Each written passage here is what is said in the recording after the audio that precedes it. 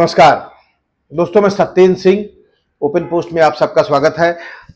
Open post में आज मैं बात करूंगा कि क्या 23 नवंबर के बाद जब चुनाव परिणाम आएंगे उसके बाद महाराष्ट्र की राजनीति में काफ़ी उठापटक होगा। कई नए जोड़ तोड़ गठजोड़ बनेंगे, नए नए गठबंधन बन सकते हैं, या जो गठबंधनों की वर्तमान शक्ल है महायुति और महाविकास अघाड़ी की, ये कुछ अलग हो जाएगी। दरअसल यह बात मैं नहीं कह रहा हूं, यह बात कुछ इसी तरह की बात जो है भारतीय जनता पार्टी के बड़े नेता और महाराष्ट्र मुख्यमंत्री पद के सबसे प्रबल दावेदार देवेंद्र फडणवीस ने अपने एक इंटरव्यू में कही एक दो दिन पहले। तो अब सवाल उठता है कि देवेंद्र फडणवीस ने बात कही तो खासतौर पे एक ऐसे दौर में जब चुनाव पीक पर है, जब 2-3-4 दिन कैंपेन बचा है, तो उसके पीछे उनकी मंशा जरूर कुछ रही होगी खास। देवेंद्र फडणवीस कोई बात हवा हवाई नहीं कर सकते। एक तो देवेंद्र फडणवीस पढ़े लिखे नेता हैं, वैचारिक जमीन पे बहुत मजबूत हैं, संघ परिवार के बड़े करीबी हैं, मैसेजिंग करना जानते हैं। तो उन्होंने जो कुछ भी कहा होगा उसके पीछे कोई कोई मैसेजिंग जरूर होगी। अब सवाल उठता है क्या मैसेजिंग उन्होंने किया।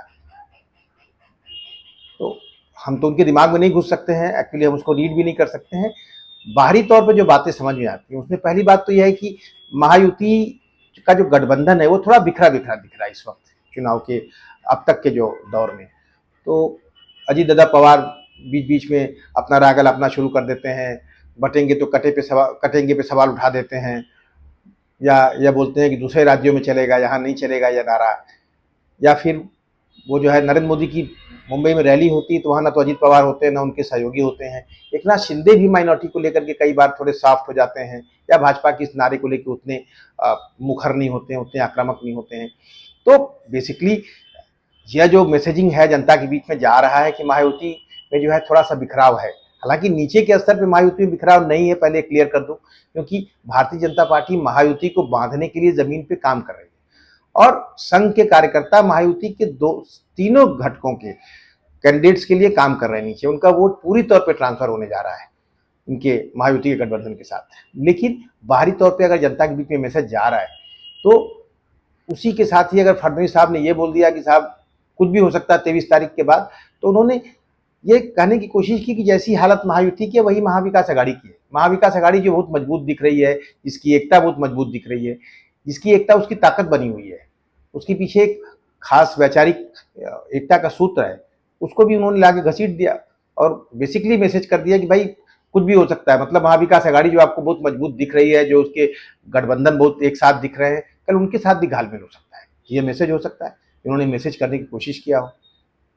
एक और बात है कि भाई जो उनके सहयोगी जो अपने मतदाताओं के लिए, जैसे कि अजीत दादा पवार माइनॉरिटी के लिए या एकनाथ शिंदे अपने खास मतदाताओं के लिए जो मैसेजिंग करना चाहते हैं, जिसमें भाजपा के विचार आड़े आते हैं, उनके लिए स्पेस देने की कोशिश किया हो वो, ताकि भाई उनके मतदाताओं में मैसेज जाए कि भारतीय जनता पार्टी की जो उनकी पार्टी है वो अपने विचारों के साथ खड़ी है, कल कुछ भी हो सकता है, कल कहीं चले जाएंगे, वो बेसिकली अपनी पार्टी के साथ खड़े रहें। कुछ इस तरह का भी मैसेजिंग हो सकता है।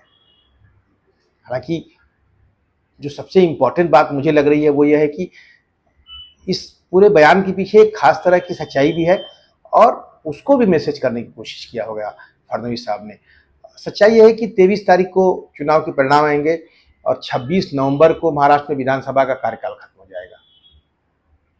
महज 2-3 दिन मिलेंगे सरकार बनाने के लिए, और ये फडणवीस भी जानते हैं और लगभग हर पॉलिटिकल जानकार भी जानता है कि भाई आज जो हालात हैं उसमें सबसे बड़ी चुनौती है मुख्यमंत्री पद।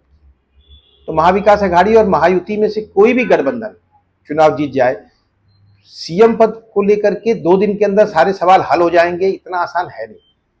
तो जाहिर सी बात है कि अगर 2-3 दिन से आगे गई चीजें तो राष्ट्रपति शासन लगेगा और फिर शुरू होगा जोड़ तोड़ गठजोड़ का दौर। और यहीं पे भारतीय जनता पार्टी का एज है। भाजपा इस बात को जानती है, या पब्लिक के बीच में मैसेज है कि भारतीय जनता पार्टी मास्टर है इस बात की, और फिर सरकार ये इनके प्रकार जो है भाजपा की बन जाएगी। तो ये मैसेजिंग है कि भाई चाहे जिसकी सरकार बने, अल्टीमेटली भाजपा की सरकार बनेगी तो सरकार हमारी ही, आएंगे तो मोदी ही। ये बात बेसिकली बीजेपी के नैरेटिव का हिस्सा रहा है। कुछ इसी तरह का नैरेटिव शायद इसके पीछे सेट होने की कोशिश है कि भाई चाहे जो चुनाव जीते, चाहे जो भी हालात हों, जोड़ तोड़ गठजोड़ के हालात बन रहे हैं वो फाइनली बनेंगे और फिर सरकार तो बीजेपी की बनेगी। ये मैसेज शायद कन्वे करना चाहते हैं फडणवीस साहब, क्योंकि इससे उनका फायदा होता है। ये मैसेज जो है भारतीय जनता पार्टी को मजबूती देता है, उनके गठबंधन को मजबूती देता है। तो इस सच्चाई को अगर उन्होंने उजागर करके मैसेज किया होगा तो वो भी अलग बात है।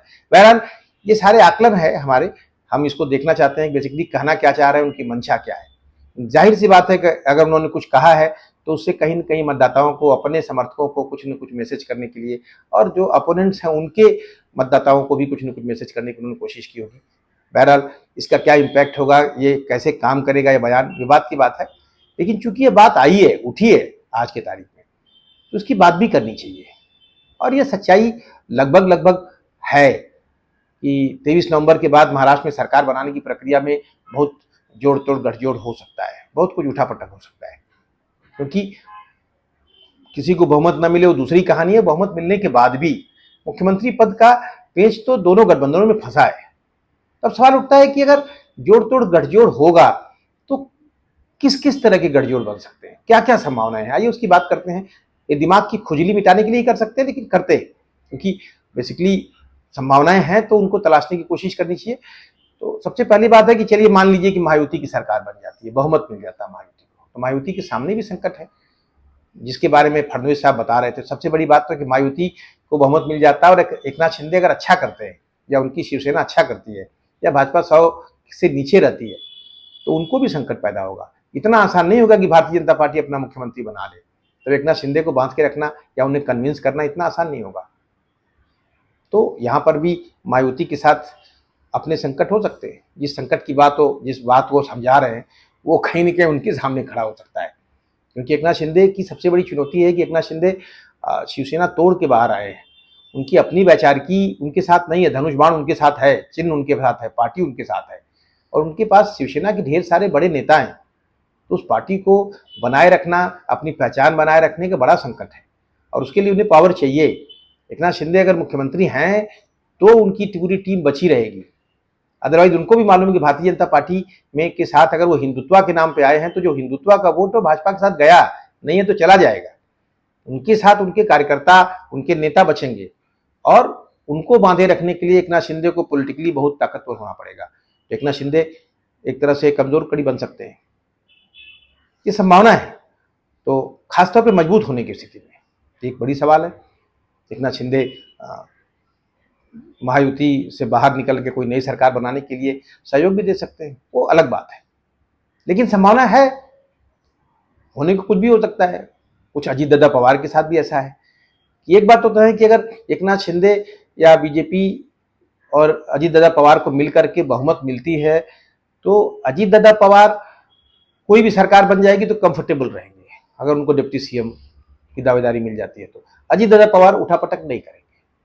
हाँ, अजीत दादा पवार की दिक्कत यह है कि अगर यहाँ कुछ टूट फूट होती है और बाहर विकास आघाड़ी, महाविकास आघाड़ी की सरकार बनती दिखती है, तब वो कुछ उठापटक करे, उसकी संभावना बन सकती है।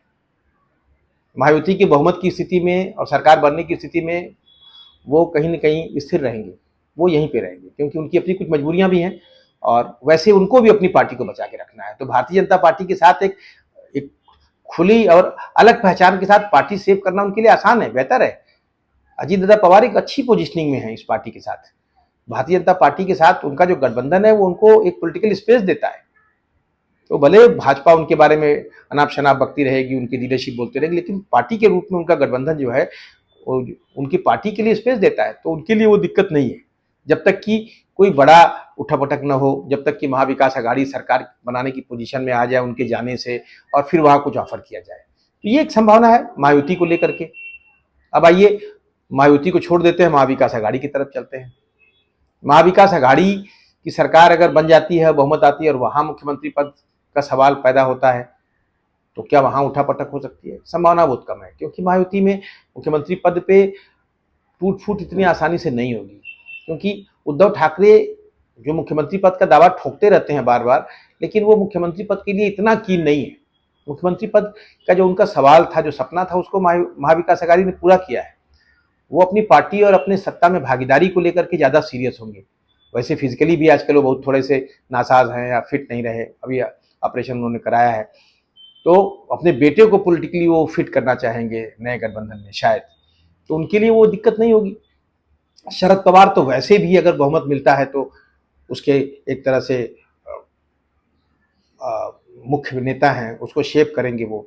उनकी बड़ी भूमिका होगी और हो सकता है अपनी बेटी को मुख्यमंत्री बना ले, या अगर कांग्रेस पार्टी का भी मुख्यमंत्री बनता है तो उनकी बेटी की बड़ी भूमिका हो, कुछ इस भूमिका में शरद पवार होगी। तो अगर महाविकास आघाड़ी बहुमत की तरफ बढ़ती है तो उनके यहाँ मुख्यमंत्री पद को लेकर के तत्काल कोई उठापटक हो जाए, इसकी संभावना बहुत कम दिखती है।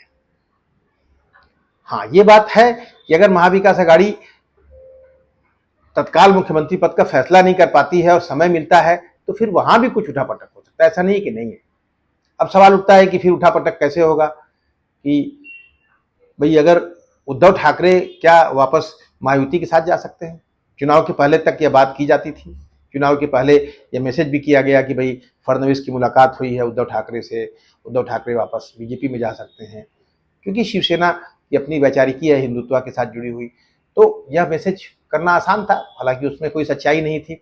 लेकिन अब सवाल उठता है कि अगर भारतीय जनता पार्टी कोई ऐसी स्थिति पैदा हो कि भाई बहुमत न हो और शिवसेना को बुलाए, और शिवसेना भले महाविकास आघाड़ी में बहुमत में, और शिवसेना के जाने से महायुति की बहुमत हो जाती हो, और फिर अगर शिवसेना को कुछ बड़ा ऑफर कर दे, फिर वही मुख्यमंत्री पद ऑफर कर दे, तो हो सकता है, होने को कुछ भी हो सकता है। लेकिन सवाल है कि क्या भारतीय जनता पार्टी उस एक्सट्रीम तक जाएगी? क्या उद्धव ठाकरे को बुला के मुख्यमंत्री बना देगी? शायद ये नामुमकिन है। जिस मुख्यमंत्री पद के लिए 5 साल संघर्ष किया है बीजेपी ने, सारी उठापटक कर डाली, अब मुख्यमंत्री पद भाजपा के लिए छोड़ना इतना आसान नहीं है। और अगर मुख्यमंत्री भाजपा का होगा, ऐसे में वो उद्धव ठाकरे को बुला लेंगे, ये भी नामुमकिन है। ये संभावना है उद्धव ठाकरे को लेकर के। कुछ कमोबेश यही स्थिति शरद पवार को लेकर के है। क्या शरद पवार महायुति में चले आएंगे? तो शरद पवार की एक दिक्कत है कि शरद पवार की पार्टी अगर ठीक ठाक पोजीशन में है, 40, 42, 45 सीटों के साथ है, तो उनकी भी दिक्कत वही है कि शरद पवार बहुत बड़े नेता हैं। महायुति के सामने उन्होंने महाविकास आघाड़ी को शेप किया है, वो एक तरह से महाविकास आघाड़ी के पिलर है, उसके फ्रंट मैन है। तो महाविकास आघाड़ी की में उनकी बड़ी भूमिका है, और यहाँ तक कि इंडिया गठबंधन में उनकी राष्ट्रीय बड़ी भूमिका है। अगर वो महाविकास आघाड़ी में मुख्यमंत्री बनाने का कुछ दावा हो और उनके सुप्रिया सुले को सीएम बनाने का बीजेपी कुछ पेशकश करे, ऐसे में अगर शरद पवार को जाना है तो शायद कभी कुछ हो जाए। होने को कुछ भी हो सकता है, लेकिन कुछ इस तरह का ऑफर हो तो उनके साथ भी है। उसके नीचे शरद पवार बीजेपी की सरकार को सपोर्ट कर देंगे इस सरकार को बनवाने में, तो मेरा अपना मानना है कि ऐसा नहीं होने जा रहा है। क्योंकि शरद पवार उम्र के जिस पड़ाव पे खड़े हैं, उन्हें अपने जीवन को भी शेप करना है, अपने वैचारिकी को शेप करना है, अपने लाइफ को मीनिंग देना है। ये सारे संकट शरद पवार के साथ हैं। शरद पवार निश्चित रूप से ऐसी कोई कूदफांद या उठापटक नहीं करेंगे। उनके खिलाफ जो है समाज में जो मैसेजिंग होगा उनके लिए भारी पड़ेगा, वो उससे बचने की कोशिश करेंगे। क्योंकि शरद पवार जो है अभी उन्होंने अपनी आत्मकथा में जिस तरह से अपने सारे पन्नों को साफ करने की कोशिश किया है, तो शरद पवार के पास वहां करने को बहुत कुछ है। सत्ता में नहीं होते हैं तो भी, तो शरद पवार को लेकर के उठापटक की बात जो है वो इतनी कारगर नहीं दिखती है। अब हम बात करते हैं कि भाई एक और ऑप्शन देख लें कि शरद पवार, शिवसेना, एकनाथ शिंदे और अजीत पवार मिलकर कोई सरकार बना लें। संभावना है, हो सकता है कांग्रेस पार्टी इससे अपने को अलग कर ले और शरद पवार, शिवसेना, एकनाथ शिंदे और अजीत पवार अगर ये मिल करके सरकार बनाने की पोजीशन में, भी गणित बन सकती है। तो बनने को कुछ भी हो सकता है, इस गणित की भी एक संभावना है। और उसके लीडर जो है शरद पवार बन जाएं, या उसकी शरद पवार की पार्टी उसको लीड करने लगे, ये भी एक संभावना है। तो इस गठबंधन की बहुत सारी संभावनाएं हैं। संभावनाएं कैसे बनेंगी, उसमें क्या क्या रास्ते हैं, ये कुछ भी हो सकता है। कल हमें इसका इंतजार करना चाहिए, कल क्या कुछ घटता है, देखते हैं क्या होता है। एक बात तो तय है कि भारतीय जनता पार्टी और कांग्रेस पार्टी ये दोनों अपनी जगह इंटैक्ट रहेंगे। जो भी होगा इन 4 छोटी पार्टियों के साथ होगा। दरअसल महाराष्ट्र की राजनीति पे नजर डालें तो हम पाते हैं कि लगभग 30-40 सालों से महाराष्ट्र में एक से ज्यादा पार्टियों का वर्चस्व है। कोई सेंट्रल लीडरशिप स्टैब्लिश नहीं हो पाई है, कोई नेता अक्रॉस द महाराष्ट्र मैसेज नहीं कर पा रहा है, उसकी रीच नहीं है। ऐसे में एक तरफ भारतीय जनता पार्टी अपने को बड़ा करने में लगी है, जो करीब 28% वोट शेयर के साथ आज एक मजबूत स्थिति में है, अपने को विस्तारित करने में लगी है। वहीं कांग्रेस पार्टी की वापसी हुई है, कांग्रेस अपने पुराने जमीन को तलाश रही है। तो जाहिर सी बात है कि दो पार्टियों को छोड़ करके जितनी छोटी पार्टियां हैं उनके सामने विचार का संकट है, पहचान का संकट है। उनके सामने सबसे बड़ा संकट अपनी पार्टी को बांध के रखना है, और फिर अपनी पार्टी की जो वैचारिकी है उसके लिए भी जमीन तलाशना है, और सत्ता के बगैर नहीं हो पाएगा उनके साथ।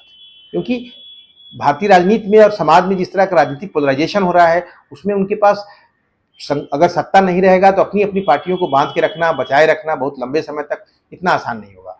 तो महाराष्ट्र में चूंकि ढेर सारी पार्टियां हैं, ढेर सारे छोटे छोटे संगठन हैं जो इन गठबंधन के बाहर हैं, और कोई सेंट्रल फोर्स इतनी बड़ी नहीं है जो पूरे अक्रॉस द महाराष्ट्र रन कर रही हो, तो बहुत कुछ हो सकता है, बहुत तरह के परमुटेशन कॉम्बिनेशन बन सकते हैं। हमने इन कुछ एक संभावनाओं की बात की। बहरहाल होगा क्या, 23 तारीख तक का हमें इंतजार करना चाहिए, और हमें इस बात को विश करना चाहिए कि शायद महाराष्ट्र में कोई सरकार 23 से 26 के बीच में बन जाए, ये उठापटक न हो, क्योंकि उठापटक होगा तो समाज का नुकसान होता, फिर कारपोरेट्स आएंगे, बहुत तरह की सौदेबाजी होगी, और तब देश और समाज के हितों का सौदा होता है, तो वो ना हो, कोई सरकार बने। हम इसको विश कर सकते हैं, हम इसकी अपेक्षा कर सकते हैं बहरहाल, और मुझे लगता है कि शायद महाराष्ट्र की जनता भी कुछ इसी तरह से अपेक्षा करेगी। ये सारी मैसेजिंग जो है फडणवीस साहब की जो है, शायद उसके पीछे भी इंटेंशन हो कि जनता को लगे कि भाई भाजपा या महायुति अच्छा कर रही है, उनके साथ गोलबंद हो, कुछ इसी तरह की मैसेजिंग है। तो बहरहाल बात उठी तो हम लोगों ने बात की, फिर बात करेंगे किसी और विषय पे। तब तक के लिए नमस्कार।